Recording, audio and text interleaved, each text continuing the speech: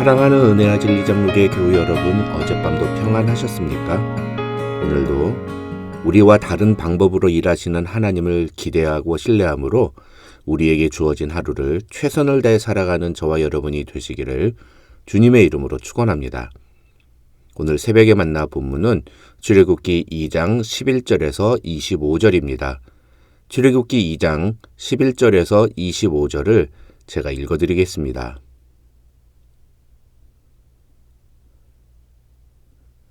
모세가 장성한 후에 한 번은 자기 형제들에게 나가서 그들이 고되게 노동하는 것을 보더니 어떤 애굽 사람이 한 히브리 사람 곧 자기 형제를 치는 것을 본지라. 좌우를 살펴 사람이 없음을 보고 그 애굽 사람을 쳐 죽여 모래 속에 감추니라. 이튿날 다시 나가니 두 히브리 사람이 서로 싸우는지라. 그 잘못한 사람에게 이르되 내가 어찌하여 동포를 치느냐 하매 그가 이르되 누가 너를 우리를 다스리는 자와 재판관으로 삼았느냐? 내가 애굽 사람을 죽인 것처럼 나도 죽이려느냐? 모세가 두려워하여 이르되 일이 탈로 되었도다. 바로가 이 일을 듣고 모세를 죽이고자 하여 찾는지라. 모세가 바로의 낯을 피하여 미디안 땅에 머물며 하루는 우물 곁에 앉았더라. 미디안 제사장에게 7 딸이 있었더니 그들이 와서 물을 길어 구유에 채우고 그들의 아버지의 양떼에게 먹이려 하는데 목자들이 와서 그들을 쫓는지라. 모세가 일어나 그들을 도와 그 양떼에게 먹이니라. 그들이 그들의 아버지 르우엘에게 이를 때에 아버지가 이르되 너희가 오늘은 어찌하여 이같이 속히 돌아오느냐? 그들이 이르되 한 애굽 사람이 우리를 목자들의 손에서 건져내고 우리를 위하여 물을 길어 양떼에게 먹였나이다. 아버지가 딸들에게 이르되 그 사람이 어디에 있느냐? 너희가 어찌하여 그 사람을 버려두고 왔느냐? 그를 청하여 음식을 대접하라 하였더라. 모세가 그와 동거하기를 기뻐하며 그가 그의 딸 십보라를 모세에게 주었더니 그가 아들을 낳음에 모세가 그의 이름을 게르솜이라 하여 이르되 내가 타국에서 나그네가 되었음이라 하였더라. 여러 해 후에 애굽 왕은 죽었고 이스라엘 자손은 고된 노동으로 말미암아 탄식하며 부르짖으니 그 고된 노동으로 말미암아 부르짖는 소리가 하나님께 상달든지라. 하나님이 그들의 고통 소리를 들으시고 하나님이 아브라함과 이삭과 야곱에게 세운 그의 언약을 기억하사 하나님이 이스라엘 자손을 돌보셨고 하나님이 그들을 기억하셨더라.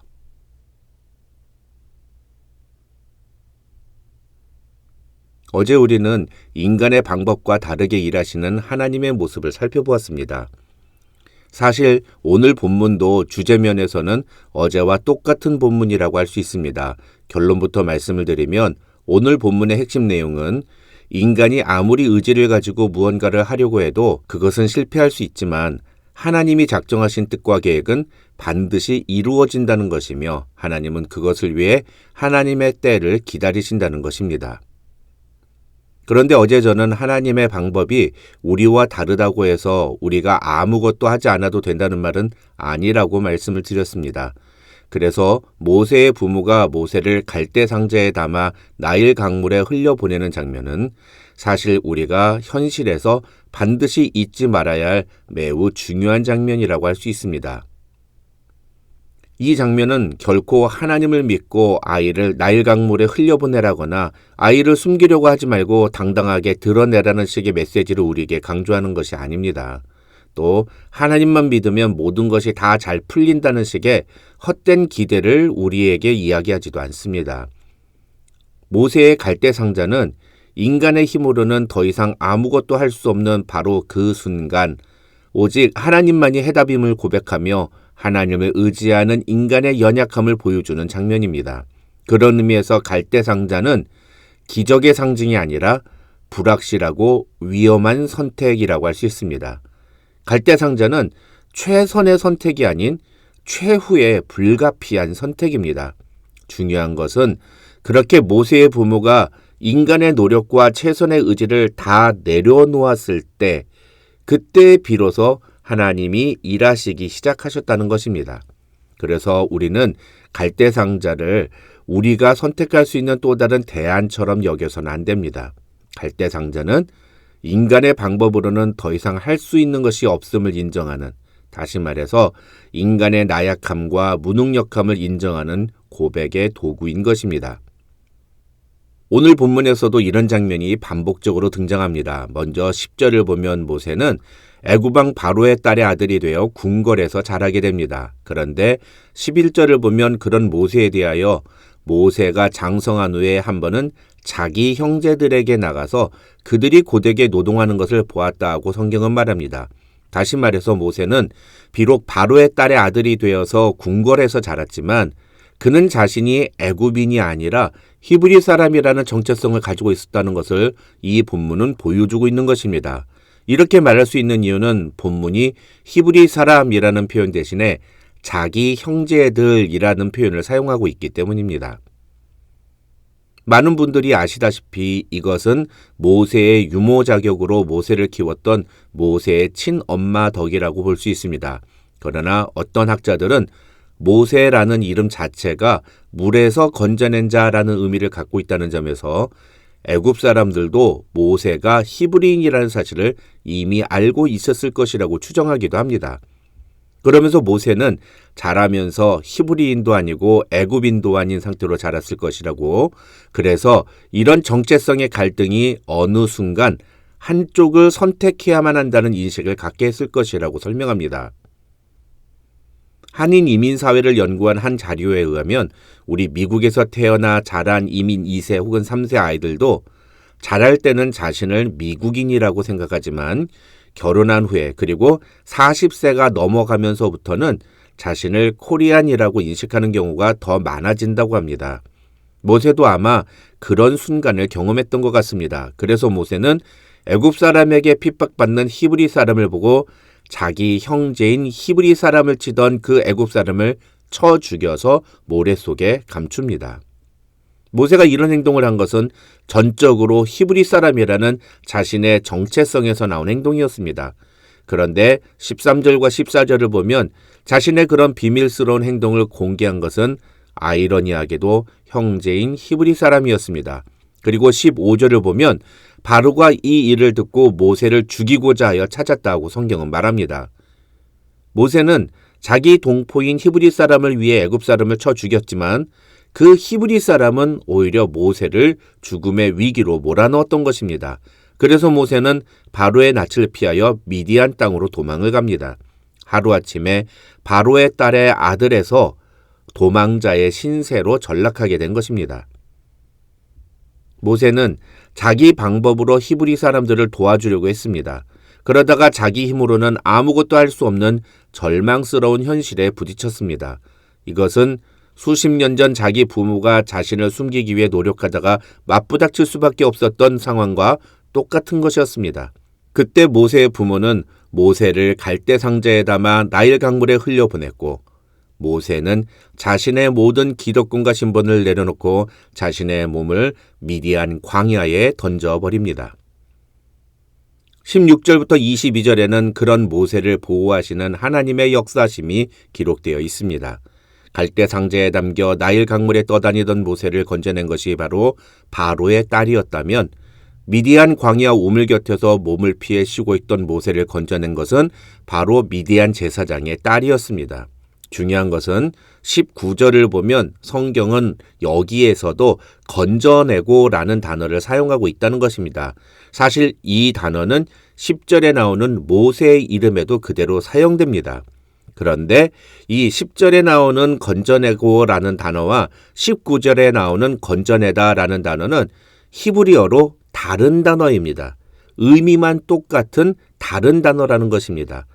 어떻게 보면 10절에 나오는 건져내다 라는 동사, 즉 모세의 이름에 담긴 그 단어는 성경에서 이 구절에서만 나오는 특별한 단어라면 19절에 나오는 건져내다 라는 히브리어는 앞으로 3장 8절과 10절, 17절 또 6장 6절 등에서 계속 반복적으로 사용되면서 이 출애굽기 전체의 핵심 단어로 등장하게 됩니다. 쉽게 말해서 이 19절에 나오는 건져내다 라는 동사가 바로 구원을 의미하는 동사인 것입니다.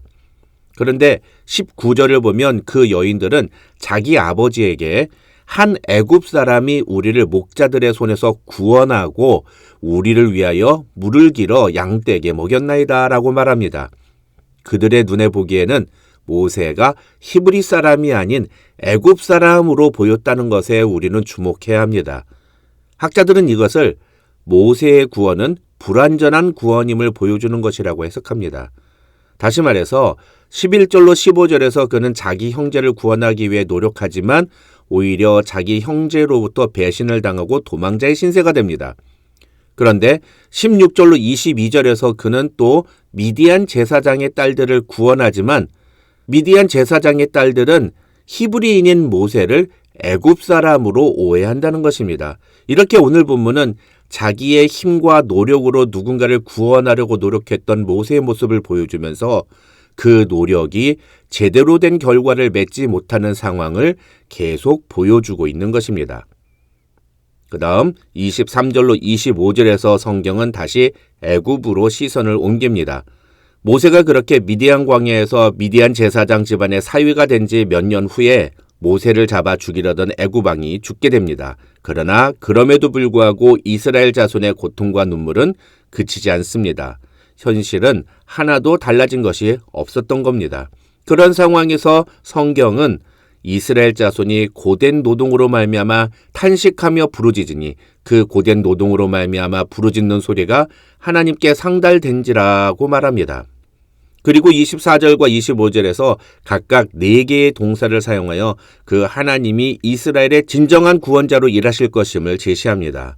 이 24절과 25절은 히브리어 성경에서 각각 듣다, 기억하다, 보다, 알다라는 동사로 시작합니다.